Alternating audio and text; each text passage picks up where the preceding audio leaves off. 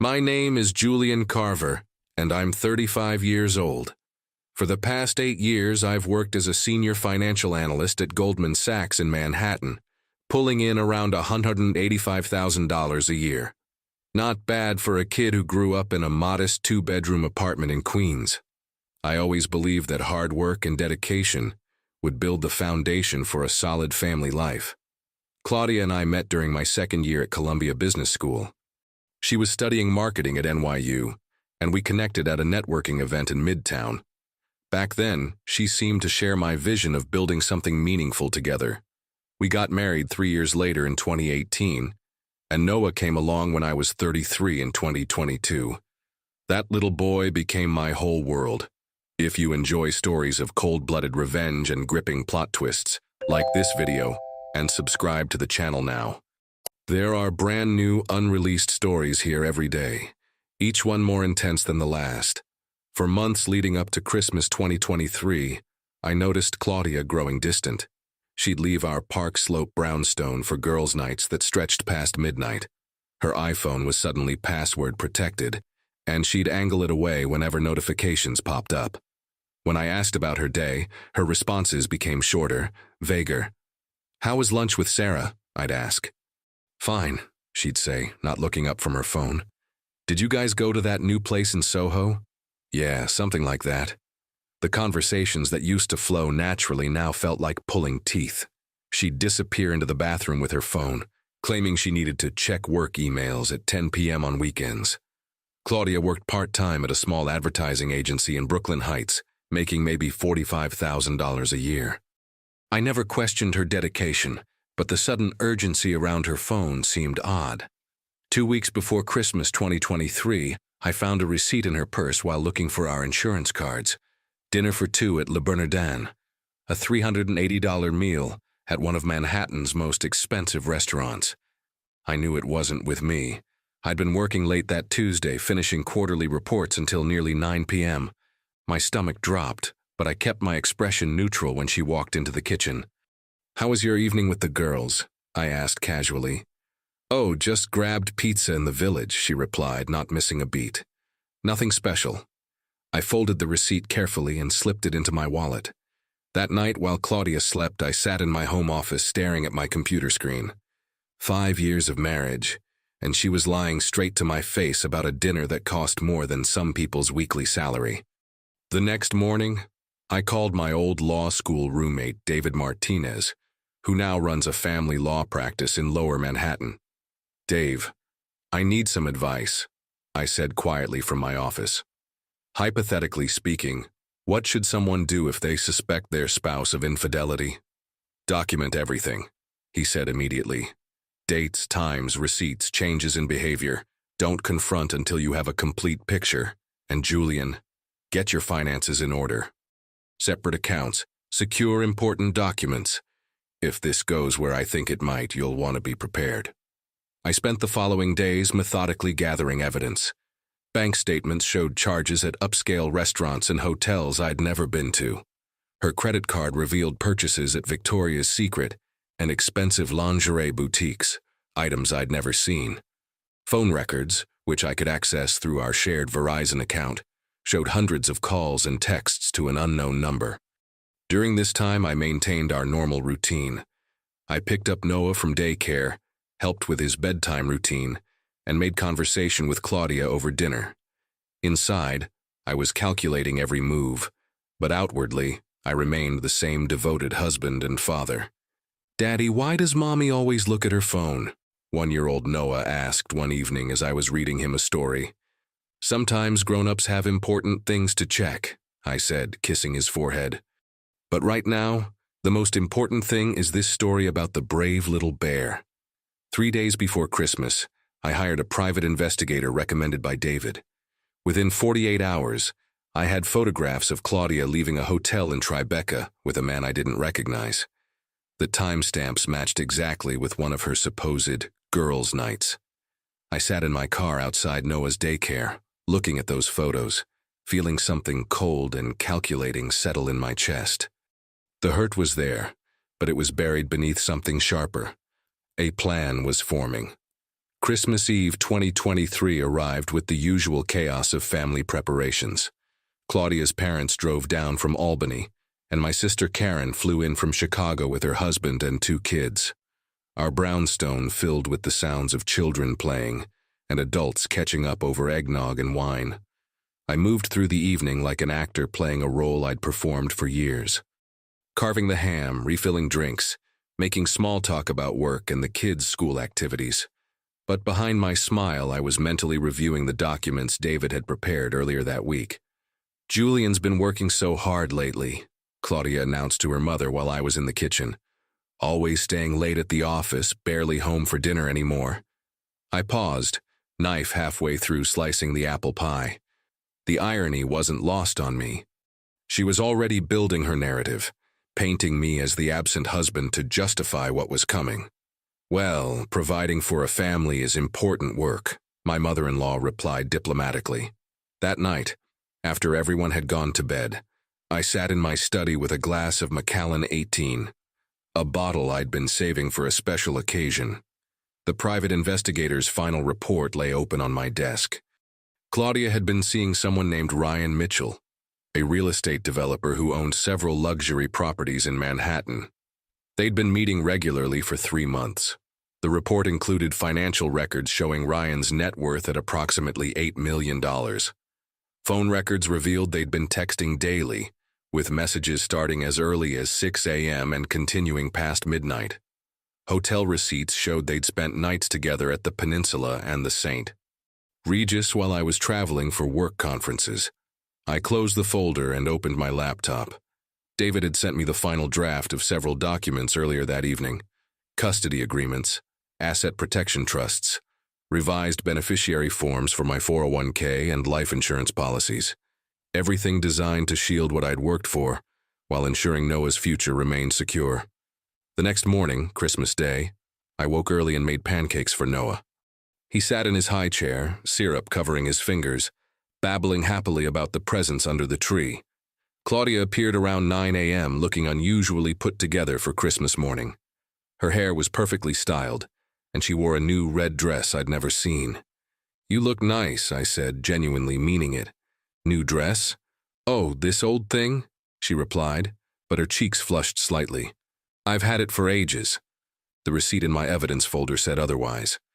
"Lord & Taylor, purchased 3 days ago for $285. By afternoon, both our families had gathered around the dining room table. Claudia's parents, my sister and her family, my elderly aunt from the Bronx. 23 people total, including the kids. The table was set with my grandmother's china, candles flickering, the smell of turkey and stuffing filling the air. I'd just finished saying grace when Claudia stood up abruptly. "Before we eat," she announced, her voice carrying across the suddenly quiet room, "I have something for Julian." My stomach tightened, but I kept my expression neutral. "Claudia, presents can wait until after dinner." "No, this can't wait," she said, pulling an envelope from her purse. Her hands were shaking slightly, but her voice remained steady. "This is something I've been thinking about for a long time." The room fell completely silent. Even the children seemed to sense the tension. My sister Karen was looking back and forth between us, confusion written across her face. Claudia placed the envelope in front of me with deliberate ceremony. "Merry Christmas, Julian." I stared at the envelope for a moment, then looked up at her. Her eyes held a mixture of defiance and something else. Satisfaction, maybe. She thought this moment would destroy me. She thought I'd break down in front of our families, beg her to reconsider, make a scene that would embarrass both of us. Instead, I opened the envelope calmly and removed the documents inside. Petition for dissolution of marriage, filed in Brooklyn Family Court, her signature already notarized at the bottom. "Divorce papers," I said quietly, setting them aside. "On Christmas Day, in front of our families. Julian, My mother-in-law started to speak, but I held up my hand gently. "It's okay, Margaret," I said. "Claudia's made her decision. I respect that." The table erupted in shocked whispers. My aunt gasped. Karen's husband was trying to distract the children. Claudia's father looked like he wanted to crawl under the table. But Claudia looked confused. This wasn't the reaction she'd expected. She'd wanted drama, tears, pleading. Instead, I folded the papers carefully and slipped them into my jacket pocket. "Should we say grace again?" I asked the table. "I think we could all use a moment of reflection." What Claudia didn't know, what none of them knew, was that I'd been expecting this moment for 2 weeks. David and I had spent hours preparing for exactly this scenario. The custody papers were already filed. The asset protection trusts were already executed. The bank accounts were already separated. While she'd been planning her grand gesture, I'd been planning my entire defense. After dinner, as family members made awkward small talk and began leaving early, Claudia cornered me in the kitchen. "You're taking this remarkably well," she said suspiciously. "What choice do I have?" I replied, loading dishes into the dishwasher. "You want out, you want out. I'm not going to beg someone to stay who doesn't want to be here." She studied my face, searching for cracks in my composure. "I'll be staying at my sister's for a while, until we can work out the details." "Of course," I said. "Take whatever clothes you need, we'll figure out the rest through our lawyers." The word lawyers seemed to catch her off guard. She'd probably assumed I'd be too emotional to think practically. "You already have a lawyer?" she asked. "Claudia, you just served me divorce papers on Christmas Day in front of our entire family. Did you think I wouldn't need legal representation?" That night, after everyone had gone and Noah was asleep, I sat alone in my living room looking at the Christmas tree. The house felt different already, quieter, but not necessarily sadder. More like the calm before a storm that I was fully prepared to weather. The week between Christmas and New Year's 2023 passed in a strange routine. Claudia moved most of her belongings to her sister's apartment in Williamsburg, coming by the house only when I was at work to collect more items. I'd installed a Ring doorbell camera the day after Christmas, so I knew exactly when she visited and what she took. Noah kept asking where Mommy was. "She's staying with Aunt Lisa for a little while," I told him during our morning routine of cereal and cartoons. "But you'll see her soon." What I didn't tell him was that Claudia hadn't asked to take him with her. She'd packed her designer clothes, her jewelry, her expensive skincare products, but she'd left behind every photo of Noah, every artwork he'd made for her, every trace of motherhood. It told me everything I needed to know about her priorities. On December 30th, 2023, my phone rang during lunch. David Martinez. "Julian, we need to meet. Today. Claudia's attorney just filed some interesting motions." I met David at his office in the financial district 2 hours later. His conference room overlooked the East River, and through the floor-to-ceiling windows I could see Brooklyn Heights where Claudia was staying. "She's claiming you've been hiding assets," David said, sliding a folder across the mahogany table. "She wants half of everything, including your Goldman Sachs stock options and your grandfather's inheritance. She's also requesting $7,500 a month in spousal support." I opened the folder and scanned the legal documents. Claudia's attorney had painted a picture of me as a controlling husband who'd kept her financially dependent while building a secret fortune. The filing claimed I'd systematically isolated her from financial decisions and that she was entitled to compensation for sacrificing her career potential for our marriage. $7,500 a month, I repeated slowly. "That's $90,000 a year. Plus she wants the house," David added. "Claims it's necessary for Noah's stability." I leaned back in the leather chair and almost smiled. This was exactly what I'd expected. Claudia had always been motivated by money, but I'd underestimated her greed. She wasn't just leaving me. She was trying to take everything I'd worked for. "David, do you remember what we discussed about the Asset Protection Trust?" "Already executed," he nodded. "1 week ago. Your house, your investment accounts, and your stock options are all protected. Legally, you don't own them anymore. The trust does. And the inheritance from my grandfather? That money was never commingled with marital assets. It's been in a separate account since before you were married. She has no claim to it." I pulled out my phone and showed David a text message I'd received that morning. "She wants to meet tomorrow to discuss things reasonably before the lawyers get too involved." Exact words. "Don't," David said immediately. Any communication should go through me. Actually, I think I should meet with her. But I want you there, and I want everything recorded." David raised an eyebrow. "What are you planning?" "She thinks I'm going to cave under pressure. She's counting on me being the same pushover who let her make all the social decisions for 5 years. I think it's time to show her exactly who she's dealing with." The meeting was scheduled for January the 2nd, 2024 at David's office.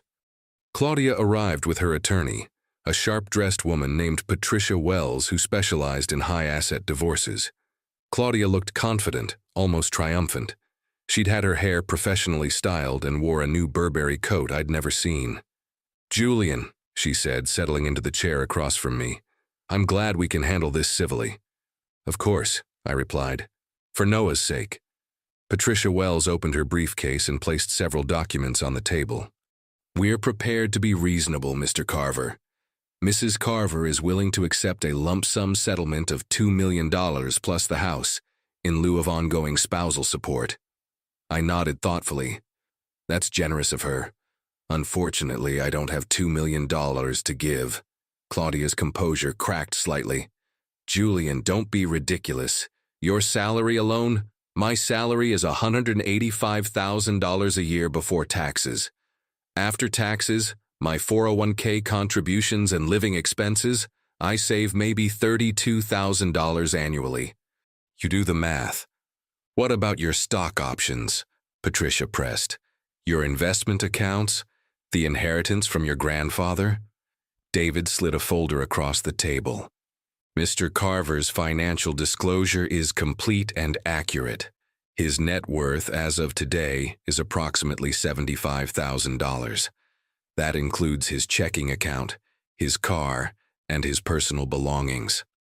I watched Claudia's face turn pale. "That's impossible.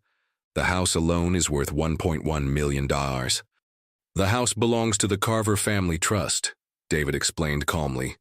"Mr. Carver has no ownership interest in it." "Since when?" Claudia demanded. "Since 3 weeks ago," I said quietly. "Right around the time I found the receipt from Le Bernardin in your purse." The room fell silent. Claudia stared at me, and I saw the exact moment she realized I'd been planning this much longer than she had. "You can't just transfer assets to avoid divorce settlement," Patricia said, but her voice lacked conviction. "Mr. Carver executed the trusts for estate planning purposes in 2021, which is completely legal," David replied. "The trusts benefit his son, Noah, and were funded as part of long-term financial planning. Mrs. Carver is welcome to challenge it in court, but I should warn you that the trusts were created with proper legal counsel and documentation well before any marital issues arose." Claudia's confident facade was crumbling. "Julian, this is ridiculous. We can work this out. I don't need $2 million. We can negotiate." "Of course we can negotiate," I agreed. "I'm prepared to offer you $20,000 and your personal belongings. That's fair, considering your contribution to our marital assets." "My contribution?" she sputtered. "I was your wife for 5 years. You were my wife for 5 years while I worked 60-hour weeks to build our life. You contributed a part-time salary of $45,000 and a credit card bill that averaged $2,800 a month on clothes and dinners I never attended." I pulled out a folder of my own. Bank statements, credit card bills, receipts. 5 years of financial records, all meticulously organized. "Would you like to go through these together?" I asked pleasantly. "We can calculate exactly how much you contributed versus how much you spent." Claudia looked at Patricia, who was frantically taking notes. "This isn't over," Claudia said, standing abruptly. "You're absolutely right," I replied, remaining seated. "We still need to discuss custody arrangements for Noah." As they left, I heard Claudia's voice in the hallway, high and panicked. "He can't do this. There has to be something we can do." David closed the conference room door and sat back down. "How do you feel?" "Like I've been preparing for this conversation my entire adult life," I said. She never understood that being quiet doesn't mean being weak. February 2024 arrived with a series of increasingly frantic phone calls from Claudia. She'd apparently consulted 3 different attorneys, all of whom told her the same thing. The Asset Protection Trust was legally bulletproof. and her chances of overturning it were virtually zero. "Julian, please," she said during one particularly desperate call. "We need to talk, just the two of us. No lawyers." "Everything goes through David now," I replied calmly. "That's what you wanted when you filed for divorce." "I made a mistake," she said, her voice breaking. "I was confused, going through something. We can fix this." I was feeding Noah dinner when she called, watching him carefully navigate his spoon to his mouth. He'd grown so much in just 2 months. More words, more independence. Kids are resilient in ways adults never are. "Claudia, you weren't confused when you spent 380s on dinner with Ryan Mitchell at Le Bernardin. You weren't confused when you booked hotel rooms at the Peninsula. You made very deliberate choices." The silence on the other end stretched for nearly 30 seconds. "How long have you known?" she finally asked. "Long enough," I said. "Long enough to make sure Noah and I would be protected." The custody hearing was scheduled for March 15, 2024. Patricia Wells tried one final Hail Mary, claiming I'd manipulated the situation and that Noah needed his mother's influence. She painted me as a cold, calculating man who'd prioritized revenge over his child's well-being. Judge Rebecca Martinez, no relation to my attorney David, reviewed the evidence methodically. Claudia's abandonment of the marital home, her failure to request custody or even visitation during the initial separation. The private investigator's photos showing her relationship with Ryan Mitchell while still married. "Mrs. Carver," Judge Martinez said, looking over her glasses, "you filed for divorce on Christmas Day in front of both families, moved out of the marital home, and made no provisions for your 2-year-old son's care. Can you explain this decision?" Claudia dabbed at her eyes with a tissue. "I was overwhelmed, Your Honor. I made mistakes, but I love Noah. I want to be part of his life." "Mr. Carver has proposed a visitation schedule of every other weekend and Wednesday evenings," the judge continued. "Do you find this acceptable?" "I want joint custody," Claudia insisted. 50-50. David stood up.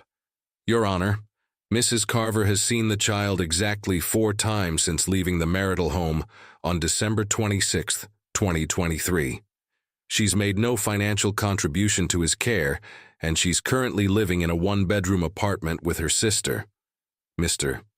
Carver has maintained Noah's routine, his daycare, his medical appointments, and his daily care without interruption. Judge Martinez awarded me primary custody with Claudia receiving supervised visitation every other Saturday for 4 hours. The child support was set at $750 per month, based on her declared income of $45,000 per year. As we left the courthouse, Claudia grabbed my arm. "Julian, this isn't who you are. You're not vindictive." I stopped and looked at her. Really looked at her, for the first time in months. She looked older, tired. The confidence and self-satisfaction were gone, replaced by something desperate and hollow. "You're right," I said. "I'm not vindictive. I'm protective. There's a difference." 2 weeks later, I got a call from my private investigator. Claudia's relationship with Ryan Mitchell had ended abruptly. Apparently, he'd lost interest when he learned she wouldn't be receiving a multi-million-dollar divorce settlement. She was back to living with her sister and had started working full-time at the advertising agency. I felt no satisfaction in her downfall. If anything, I felt tired. Tired of the anger, tired of the strategy, tired of living in defense mode. Noah deserved better than parents who communicated through lawyers and court orders. That evening, I sat in Noah's room watching him sleep. The room was exactly as it had been when Claudia lived here, except now it felt more peaceful. No tension, no whispered arguments, no phones buzzing with secret messages at all hours. My phone rang. David Martinez. "Final divorce decree came through," he said. "It's over, officially." "Good," I said quietly. "Thank you for everything." "Julian, I have to ask, do you regret any of it? The way you handled things?" I thought about it for a long moment. I regret that it was necessary. I regret that Noah will grow up with divorced parents. I regret that Claudia chose to betray our family instead of talking to me about whatever was missing in her life. But the strategy, the trust, The way you protected yourself? No, I said without hesitation. I don't regret protecting my son's future. I don't regret refusing to reward betrayal with a fortune. She made her choice on Christmas Day when she humiliated our family. I just made sure I was prepared for it. By summer 2024, Noah and I had settled into our new routine. Saturday morning pancakes, afternoon trips to Prospect Park, evening stories before bed. He asked about Mommy less frequently now, though he still lit up during their supervised visits every other weekend. I started dating again. Nothing serious, just coffee dates and the occasional dinner.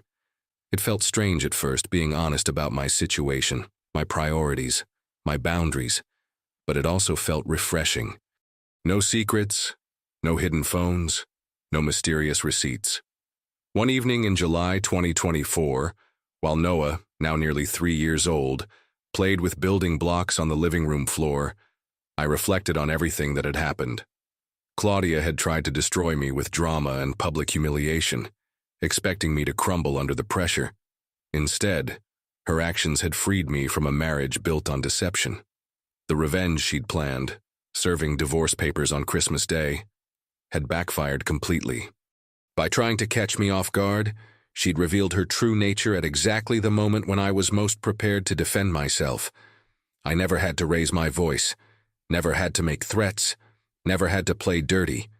I simply used the law, patience, and careful planning to ensure that justice prevailed. Sometimes the most powerful revenge is no revenge at all, just refusing to be a victim. Noah looked up from his blocks and smiled at me. "Daddy, look, I built a castle." His vocabulary had exploded in recent months. Complex sentences were becoming natural for him. "That's amazing, buddy," I said, sitting down next to him on the floor. "Want to build another one together?" As we stacked blocks in comfortable silence, I realized that this quiet evening with my son, this peaceful home, this life built on honesty and hard work, was worth more than any vindictive satisfaction could ever be. If you enjoyed this story, please like this video and leave a comment telling us what you thought. And if you're not already subscribed to the channel, please subscribe and hit the notification bell to receive alerts for new stories like this one. Thanks for watching, and we'll see you next time.